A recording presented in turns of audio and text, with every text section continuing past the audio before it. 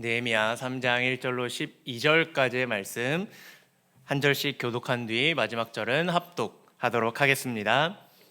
그때 대제사장 엘리야십이 그의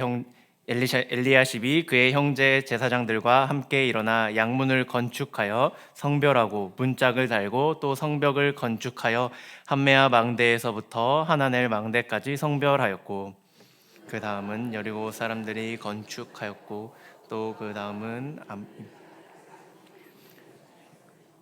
어문은 하스나의 자손들이 건축하여 그 들보를 얹고 문짝을 달고 좌물쇠와 빗장을 갖추었고, 그 다음은 학코스의 손자 우리아의 아들 무레못이 중수하였고, 그 다음은 무사벨의 손자 베레가 아들 무슬람이 중수하였고, 그 다음은 바하나의 아들 사독이 중수하였고, 그 다음은 드고아 사람들이 중수하였으나 그 귀족들은 그들의 주인들의 공서를 분담하지 아니하였으며, 옛문은 바세의 아들 요아다 부소드의 아들 무슬람이 중수하여 그 들보를 얹고 문짝을 달고 자물쇠와 빗장을 갖추었고, 그 다음은 기브온 사람 물랴다와 메로노스 사람 야돈이 강 서쪽 총독의 관할에 있는 기브온 사람들 및 미스바 사람들과 더불어 중수하였고, 그 다음은 금장색 할헤야의 아들 우시엘이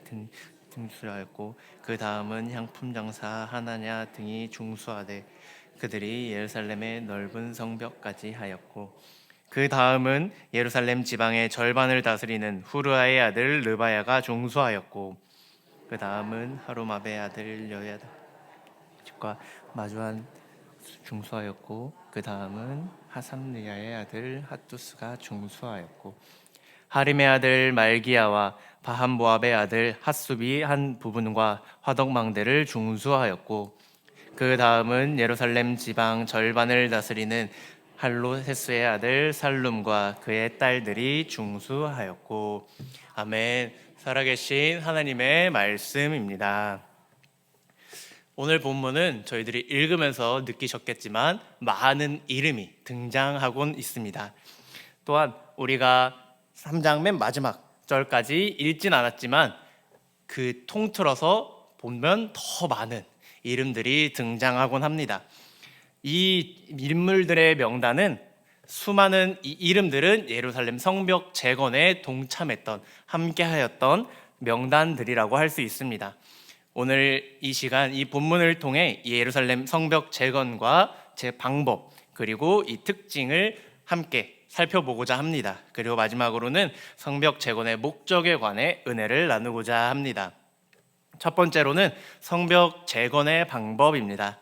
하나님께서는 이스라엘 백성이 성벽을 재건할 때 한두 사람, 특별한 사람만 선택한 것이 아니라 모든 사람을 이 일에 참여하게 하셨습니다. 오늘 읽은 3장의 말씀을 보면 다양한 사람들이 등장합니다. 대제사장, 제사장과 같은 종교 지도자들 뿐만 아니라 그 지역을 다스리는 방백들도 참여하였습니다. 그리고 평민들과 같이 다양한 사람들이 다 서로 다른 형편에 있는 사람들이 모두 공사에 참여하였다라고 성경은 말씀해주고 있습니다. 그래서 이 중에 우리 눈에 특별히 몇몇 사람들이, 눈에 띄는 사람들이 있음을 발견하게 됩니다. 8절을 보시면 금장색 하레야의 아들 우시엘, 그리고 향품 장사 하나냐라는 사람이 등장하게 됩니다. 금장색은 금을 녹이고 세공을 해서 장식품을 만드는, 장신구를 만드는 사람을, 그런 역할을 감당하는 사람들이었습니다. 아주 섬세한 작업들을 해나가는 그런 능력이 있는 사람들이었습니다. 그런데 이 사람들이, 섬세한 일을 하던 사람들이 무거운 돌을 옮기는 그런 힘을 들이는 그런 일도 감당했다라는 것입니다. 또한 향품 장사는 당시에 향유를 만든 아주 고급 기술을 가지고 있던 기술자들이었습니다. 그래서 이들은 아주 유력한 사회 계급을 차지하고 있던 부유한 사람들이었습니다. 그런데 이들은 스스로 이 일에 참여하였다라고 하고 있습니다. 이들은 돈이 많기 때문에 얼마든지 인부들을 구매해서 그 인부들을 보내는 방식으로 이들은 그 성전 재건에 참여할 수 있었지만, 그들은 그렇게 하지 않고 본인이 스스로 돈이 부유하고 돈이 많음에도 불구하고 자신이 직접 이 일에 참여하였다라고 이야기를 합니다. 또한 8절의 하반절을 보면 이들은 예루살렘의 넓은 성벽까지 중수하였다라고 이렇게 이야기를 합니다. 이들이 돈이 많았기 때문에 그만큼 많은 부분의 재건을 담당했다라는 것입니다. 또 그 뒤이어서 12절은 보면 예루살렘 지방의 절반을 다스리는 할로에스의 아들 살롬과 그의 딸들이 중수하였다라고 또 나옵니다. 성벽을 재건하는 일은 무거운 돌을 옮겨 차곡차곡 쌓는 일이었을 것입니다. 여성이 하기에는 굉장히 벅차고 어려운 일일 것이었습니다. 그런데 성경의 저자는 딸들, 그 여성들도 다 같이 참여했다라고 이야기를 합니다. 그래서 우리가 여기서 느낄 수 있는 것은 이 성벽 재건이 모두의 일이었구나. 우리 모두의 한 마음으로 나아가야 할 일이었구나라는 것을 알 수 있게 됩니다. 누구 하나 빠지지 않고 모두가 참여한 일이 바로 이 성벽 재건이었습니다. 경제학 용어를 하나 이야기해 드리려고 하는데 파레토의 법칙이라는 것이 있습니다. 이탈리아 경제학자인 빌프레도 파레토가 처음 발견한 법칙인데 흔히 80대 20의 법칙이라고 부르기도 합니다.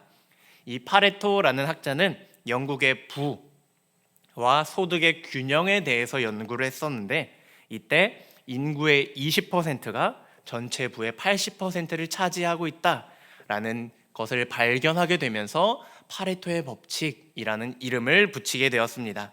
이 파레토의 법칙은 경제뿐만이 아니라 사회에서도 굉장히 중요한 원리로 적용되고 있습니다.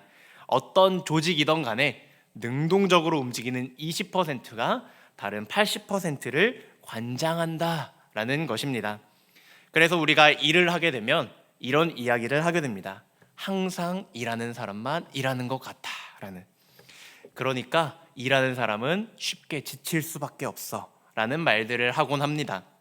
그런데 오늘 느헤미야 3장의 말씀을 보시면 이 성벽 재건 20%의 소수만 했던 것이 아닙니다. 모두가 이 일에 100%다 참여했다라고 봐도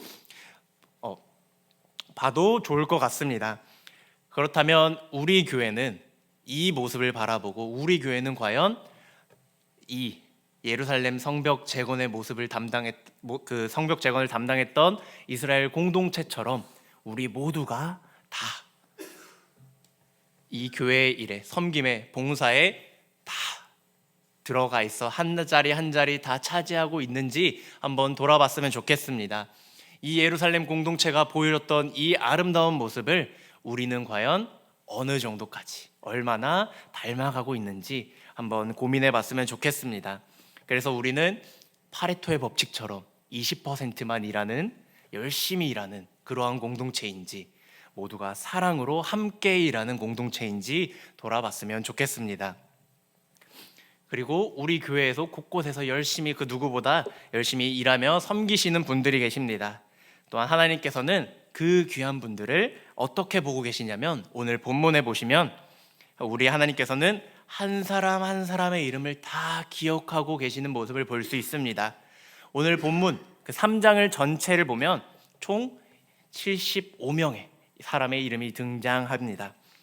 사실 그 당시에 양피지가 굉장히 귀하고 비쌌기 때문에 그 75명의 이름을 다 기록하기보다는 종이가 귀했기에 지도자 이름 한 명 쓰고 몇 명 이렇게 적었으면 굉장히 함축적이고 짧은 곳에 종이를 아끼면서 쓸 수 있었는데 이 성경 저자는 75명의 이름을 하나하나 다 기록하는 모습을 볼 수 있습니다. 이렇게 다 나열되어 적었던 것을 그렇게 써야만 했던 이유가 있었다라는 것입니다.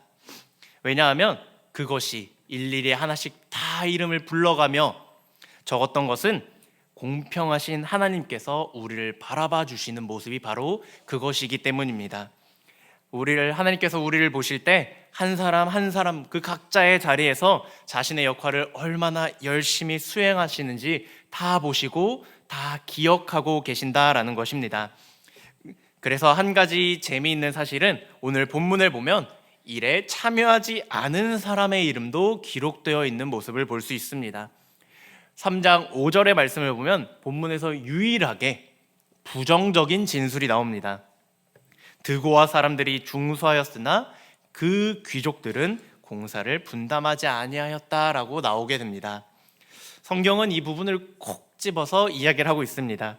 성벽 재건에 참여한 사람들 한 사람 한 사람의 이름을 부를 뿐만 아니라 참여하지 않은 사람들의 이름까지도 기록하신 것이 공평하신 하나님께서 우리를 보시는 눈이라는 것입니다.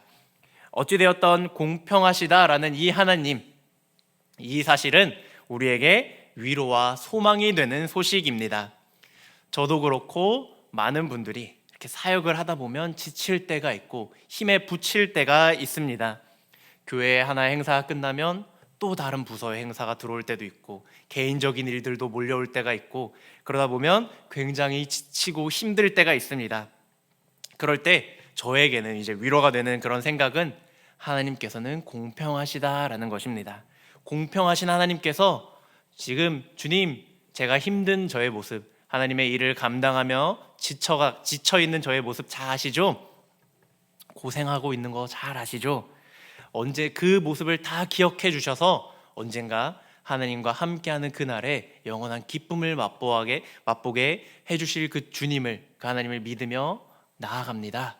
저의 이런 모습까지도 다 기억해 주시고 바라봐 주세요 라는 공평하신 그 하나님, 또한 그 복을 나뿐만 아니라 저의 앞으로 생길 자녀들에게까지도 흘려보내 주세요라는 이 기억, 이 생각으로 그 시간들을 버티며 하나님께 더욱더 나아가 하나님의 일을 감당하는 것 같습니다. 그래서 이렇게 기도하면 힘들더라도 마음에 큰 위로가 되곤 합니다. 그런데 사실 엄밀히 따지면 제가 하나님께 갚지 못할 빚을 졌으면 졌지 하나님이 제게 빚을 지신 분은 아닙니다. 만에 하나 제가 뭔가 조금이라도 하나님을 위해 고생했다라고 해서 하나님이 저에게 뭔가 이렇게 갚아주실 의무가 있는 분도 아니십니다.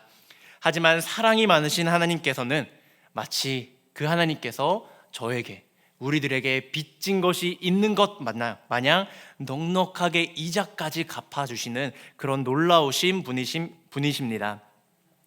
작은 일까지도 다 세세하게 기억해 주시는 하나님이십니다. 가난한 자에게 구워주는 것을 하나님께서 구워주시는 것 같이 여기시는 분이십니다. 그래서 우리는 공평하신 하나님, 아니면 어쩌면 불공평하리만큼 우리에게 많이 갚아주시고 채워주시는 그 하나님이 계시기에 우리는 하나님이 좋다라고 이야기를 하며 이 자리에 있는 것 같습니다.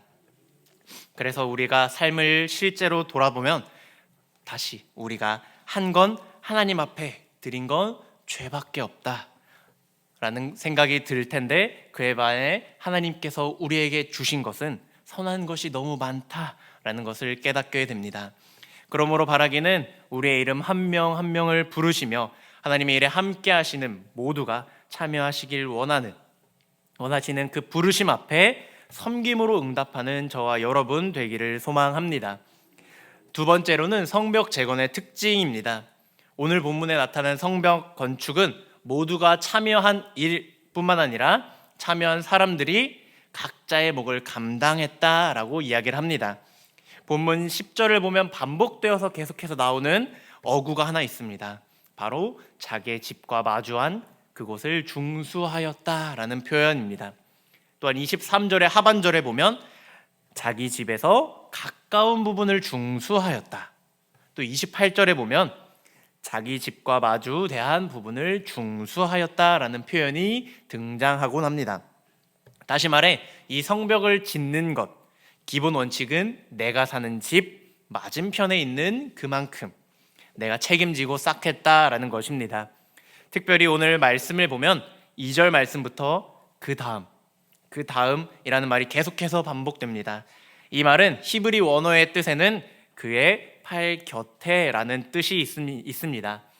이게 무슨 말이냐면 내 집과 마주한 부분, 내 팔이 미치는 이만큼은 내가 책임지고 나의 몫으로 여겨서 이 성벽을 쌓았다라는 것입니다. 그래서 누구는 일을 하고 누구는 일하지 않고, 누구는 많이 하고 누구는 적게 하고가 아니라 각자 자기의 몫을 감당했다라고 말씀합니다. 공동체 안에서는 각자 내가 맡은 나의 목, 나의 일이 있습니다. 일하는 사람, 일하지 않는 사람이 따로 있는 것이 아닙니다. 이 예루살렘 성벽이 52일 만에 재건될 수 있었던 것도 각자가 자기의 몫을 감당했기 때문입니다.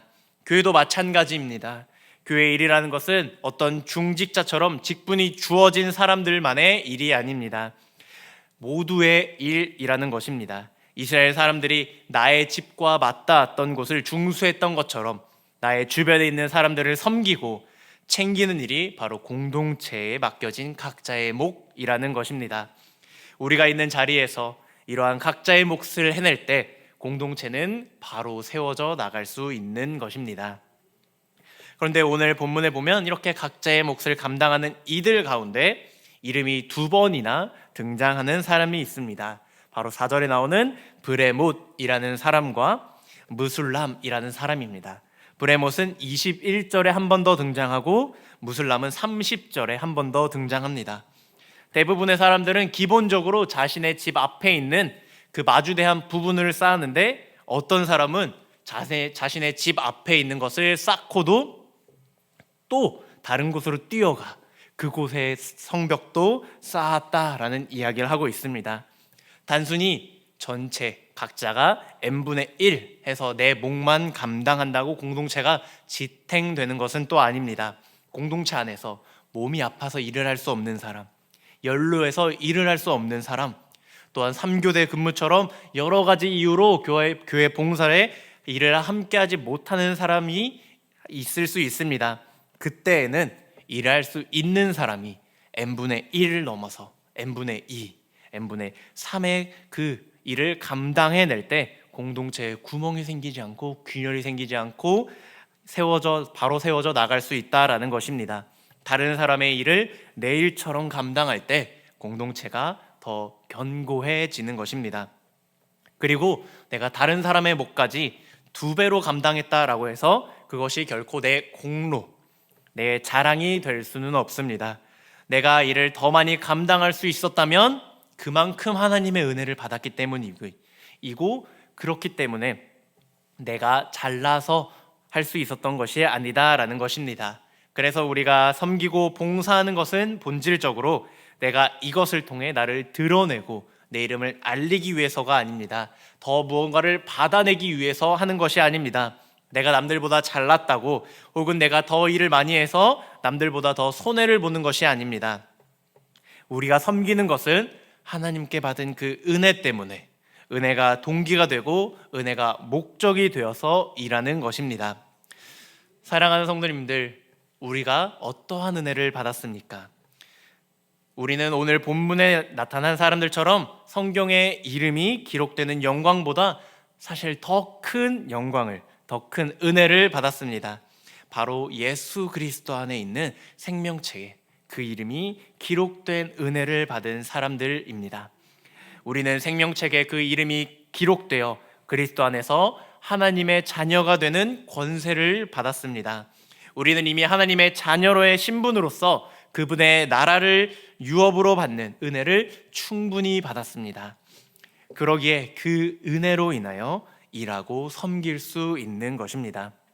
그런데 이 은혜는 내가 잘나서 받은 것 아닙니다. 사실 나보다 더 뛰어나고 더 능력 있고 더 인격적으로 훌륭한 사람들은 너무나도 많이 있습니다. 그런데 하나님께서 그 사람을 선택한 것이 아니라 아무 자격 없는, 오히려 그 사람보다 못한 나를 선택하셔서 나에게 은혜를 주셨습니다. 그러기에 내가 그 은혜로 인하여 섬기는 것을 가지고 교만하거나 자랑할 수 없는 것입니다. 그리고 내가 하나님을 위해 일한다고 내 시간과 물질을 드린다고 해서 손해를 볼 것도 없습니다. 사실 손해라고 한다면 하나님께서 더한 손해입니다. 하나님 편에서는 연약하고 부족한 나를, 우리들을 사용하시느라 손해보면 보셨지, 사실 우리는 주님의 그 일을 한다고 해서 손해를 볼 수 없는 사람들입니다. 왜냐하면 이미 받은 게 너무나도 많기 때문입니다. 우린 이미 1만 달란트를 탕감받은 사람들인 것입니다. 그러므로 하나님께서는 은혜 아래서 크신 그 은혜를 깨달아 오늘도 나의 몫을 감당할 뿐만 아니라 다른 사람의 몫까지 기쁨으로 감당할 일꾼들을 찾으십니다. 특별히 우리의 다음 세대 아이들은 자신의 몫뿐만 아니라 두세 사람, 네 사람의 몫까지 감당할 수 있는 아이들로 성장해야 한다고 생각합니다. 왜 그렇냐? 현실적으로 우리가 앞으로 일할 사람들이 조금씩 더 줄어들기 때문입니다.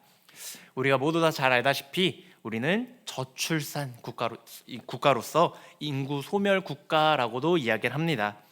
제가 최근에 어떠한 굉장히 많은 해외 유튜버들 중에서 이 사회과학 채널을 운영하는 한 유튜버를 본 기억이 있습니다. 독일 채널이었던 것 같은데 그 유튜버가 제목이 대한민국은 이제 끝났다라는 제목의 영상을 올렸습니다. 내용인즉슨 우리나라 인구가 5천만이 이제 단군 이래 최대 인구의 숫자를 누리고 있는데 저출산으로 인해 2,500만까지 급감할 것이다 라는 이야기였습니다. 우리나라 전체 출산율이 0.72라고 합니다. 그리고 서울은 0.5라고 합니다. 그래서 이대로 4세대만 지나면 2,500만까지 떨어질 거다라고 이야기를 했던 것입니다. 그래서 이 영상을 보면서 저는 굉장히 마음이 힘들었습니다. 이 나라가 망하게 되었다라고 이야기를 하는 그 영상, 그 이야기 앞에서 저는 이렇게 정확한 해결책, 답을 제시할 수가 없는 게 굉장히 마음이 아팠습니다. 이 저출산으로 인한 문제들이 또한 그 원인으로 꼽히는 문제들도 지금 당장 어떻게 해결될 수 없는 것 같이 보였습니다. 더욱이 경제가 더욱더 어려워지고 있는데 출산율이 갑자기 급등할 것처럼 보이지도 않았습니다. 그런데 그럴 때일수록 세상에 희망이 없다라고 하지만 교회는 여전히 소망이 있는 공동체라는 생각이 들었습니다. 하나님은 언제나 남은 자를 통해서 일하시는 분이십니다. 이스라엘이 바벨론 포로에서 돌아와 무너진 성벽을 세웠듯이 오늘 우리의 현실이 무너져 있는 것 같아도 하나님은 여전히 일하고 계십니다. 그러므로 우리가 절망 대신 소망으로 일어서는 세대가 되어야 합니다. 다음 세대가 사라져 간다라고 이야기하는 이 시대에 오히려 우리의 자녀들이 믿음으로 두세 사람의 몫을 감당하는 하나님의 일꾼으로 자라나야 합니다. 하나님께서 쓰실 사람은 언제나 많지 않습니다. 하지만 은혜를 깨닫고 기꺼이 자신의 몫을 감당하는 사람을 통해 하나님은 여전히 교회를 세우시고 세상을 새롭게 변화시켜 나아가십니다. 사랑하는 성도 여러분, 우리의 이름이 느헤미야 성벽 재건의 명단에 오르지 않았다 해도 우리가 하나님의 나라를 세우는 일에 우리의 몫을 감당한다면 하나님은 그 이름을 생명책에 영원히 기억하실 것입니다. 그 은혜를 믿고 받은 은혜를 섬기며 다음 세대가 소망을 이어갈 수 있도록 우리 모두가 한 마음으로 일어나길 소망합니다. 마지막으로 세 번째, 성벽 재건의 목적입니다. 오늘 말씀을 보면 성벽 건축은 많은 사람들이 동시다발적으로 자신의 집 앞부터 성벽을 쌓으면서 일어났습니다. 그런데 1절의 말씀을 보면 이 동시다발적인 건축 현장 가운데 가장 먼저 건축한 것이 있습니다.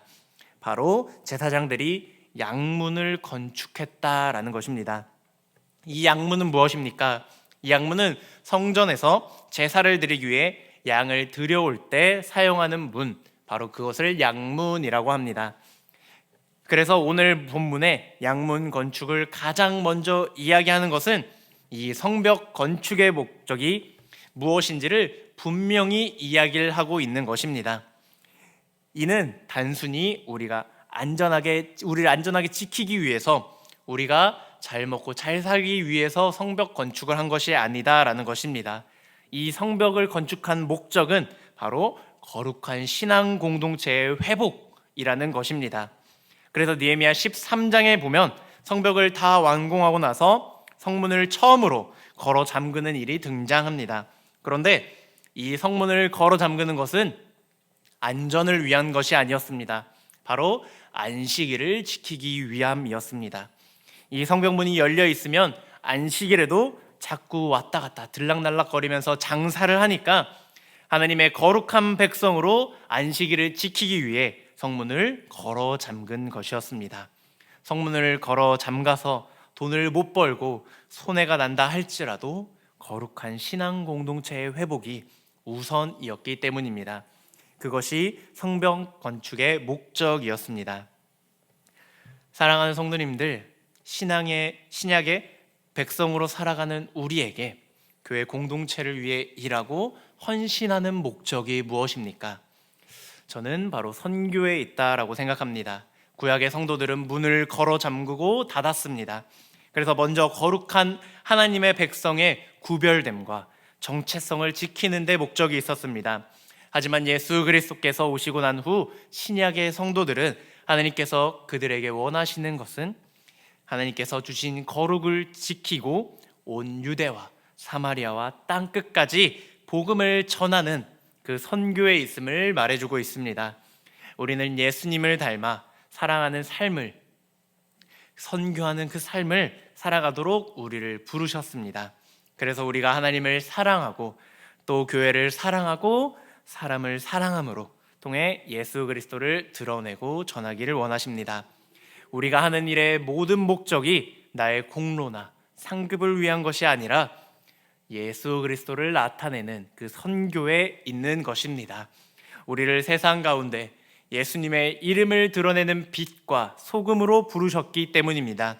그래서 우리를 부르신 그 목적대로 복의 통로가 되어 그 선교를 위해 살아갈 때 우리는 이렇게 고백할 수 있을 것 같습니다. 나는 주를 섬기는 것에 후회가 없습니다. 주를 섬기는 일에 고난도 있고 또 손해가 있고 어려움이 있다 할지라도 그 길이 우리 주님이 먼저 걸어가신 길이고 우리를 초대하신 길이기에 가장 영광스럽고 복된 길임을 우리가 믿으시길 바랍니다. 마지막으로 한 가지 이야기를 하고 마치려고 합니다. 넷플릭스 드라마 중에 이 폭삭소가수다라는 드라마가 있었습니다. 이게 조금 넷플릭스라는 곳에서만 해서 못 보시는 분들도 계시고 이름만 들어보셨을 분들도 계실 수도 있습니다. 그런데 이 드라마가 굉장히 많은 인기를 누렸고 재미가 있었습니다. 이 드라마를 보면 가족을 위해 헌신하는, 무쇠처럼 죽어라 헌신하는 인물이 등장하는데 바로 양관식이라는 인물입니다. 그런데 어떠한 한 사람은 이 양관식이라는 사람을 보고 SNS에 이런 글을 남겼습니다. 이 양관식이라는 캐릭터가 요즘 시대상과 안 맞아서 그 부분이 조금 아쉽다라는 평이었습니다. 무슨 말이냐면 가족을 위해 그렇게 모든 것을 다 바쳐 헌신하는 모습이 굉장히 좋은데 이 작가가 이 양관식이라는 캐릭터 설정을 너무 무쇠처럼 헌신만 하는 사람이 아니라 자기 꿈을 이루어가는 이야기를 넣지 않아서 요즘 시대상과 맞지 않다라는 이야기였습니다. 요즘 사람들의 최고의 가치는 내가 주인공이 되어 내 꿈을 이루는 것인데 그 가치가 이 캐릭터에 없었기 때문에 그 부분이 아쉽고 조금 부족해 보였다라고 이야기를 했습니다. 그런데 말입니다. 과연 우리는 이 말대로 내가 바라는 것, 각자가 바라는 꿈을 이룬다면 진정으로 행복할 수 있을까요? 진정으로 만족할 수 있을까요? 팀 켈러 목사님은 이런 말씀을 했습니다. 만약 나의 꿈을 이루는 것이 나의 인생의 목적이나 정체성이 된다면 그 꿈은 악몽이 될 것이다. 왜 그러냐면 내가 꿈을 꾼다고 해서 그 꿈대로 현실에서 다 이룰 수 있는 것이 아니기 때문입니다. 예를 들어 보면 요즘에는 7살 때부터 의대를 준비하는 반이 있다라고 합니다. 그래서 또한 이 의대 입시반이 있는데 그 의대 입시반에 들어가기 위해 6살 때부터 그 의대 입시반을 준비하는 반이 또 있다라고 합니다. 그래서 이제 6살 때부터 의대에 들어가기 위해 그 어린 아이들이 몇 년 동안 10년이 넘는 시간 동안 준비를 하다가 그 아이들이 모두가 다 의사가 되는 것이 아니라 중간에 포기하는 친구들도 있을 거고 형편상 가지 못하는 아이들도 있을 것입니다. 그 꿈, 의사라는 꿈을 가지고 열심히 그 꿈을 꾸고 열심히 노력했지만 내 정체성과 인생의 목적을 그 꿈에만 둔다면 그 꿈을 이루지 못했을 때 중간에 그 의대의 목적을 포기하게 된 그 아이들, 그 꿈이 그 아이들에게는 어마어마한 악몽이 될 것입니다. 그리고 그 아이들의 마음속에는 허무함만 가득하게 남아있을 것입니다. 성경에서는 인간이 내가 꾸는 꿈보다 더 큰 존재로 창조되었다라고 이야기를 합니다. 또한 성경은 계속해서 우리에게 이야기를 하는 것은 너가 너의 인생의 주인공이 아니다라는 것입니다. 그래서 내가 내 인생의 주인공이 돼서 내 꿈을 이루는 것이 아니라 나의 인생은 하나님이 주인공이시고 하나님의 놀라우신 역사를 이루어 나가는 것, 그것이 나의 인생이라고 나의 꿈이라고 이야기를 합니다. 그 위대한 부르심에 동역하는 것, 동역자로 사는 것, 그것이 우리를 부르신 하나님의 놀라우신 은혜다라고 이야기를 합니다. 무엇보다도 이 온 세상을 향한 하나님의 원대한 계획과 꿈은 인간의 꿈처럼 좌절되거나 실패하는 꿈이 아니다라는 것입니다. 하나님의 꿈은 반드시 이루어지는 비전과 계획인 것입니다. 하나님은 이처럼 이렇게 온 세상을 구원하기 위한 선한 계획을 그 계획에 우리를 부르시고 참여하게 해주셨습니다. 그래서 우리가 예수 그리스도를 따라 사랑하는 삶을 통해 선교하는 그 삶을 통해 우리의 인생을 가치 있고 의미 있게 살도록 부르신 줄을 믿으시길 바랍니다. 그러므로 우리는 주를 섬기는 것에 결코 후회가 없다라고 고백하시길 바랍니다. 말씀을 정리하겠습니다. 오늘 말씀은 이 성벽을 재건하는데 수많은 사람들이 참여했다라고 그 이름을 열거하고 있습니다. 우리 하나님께서는 이처럼 한 사람 한 사람의 이름을 부르시고 한 사람 한 사람의 이름을 기억하십니다. 무엇보다 우리는 생명책에 이름이 기록된 자들입니다. 그 은혜를 받은 자들입니다. 우리는 은혜로, 감사로 내게 맡겨진 몫의 일을 감당하도록 부르심을 받았습니다. 특별히 오늘 본문에 이름 중에 가장 먼저 나온 이름이 누구입니까? 바로 대제사장 엘리야십입니다. 이는 성벽 공사에 그 누구보다 대제사장이 앞서서 본을 보이며 일하고 있다라는 것을 보여줍니다. 사랑하는 성도님들, 이것은 우리의 모든 일과 섬김도 마찬가지입니다. 대제사장 중 대제사장이신 영원한 대제사장이신 예수 그리스도께서 우리보다 앞서 먼저 일하고 계신 줄을 믿으시길 바랍니다. 예수 그리스도는 교회의 머리 되신 분이십니다. 그러므로 우리보다 먼저 일하고 계신 대장 되신 예수 그리스도를 따라 예수님과 함께 선교적 삶을 살아내시길 바랍니다. 이를 통해 우리도 예수님의 멍에를 지고 그 앞에 놓인 기쁨을 바라보며 주를 위해 헌신하는 복된 성도님들 되시기를 간절히 소망합니다.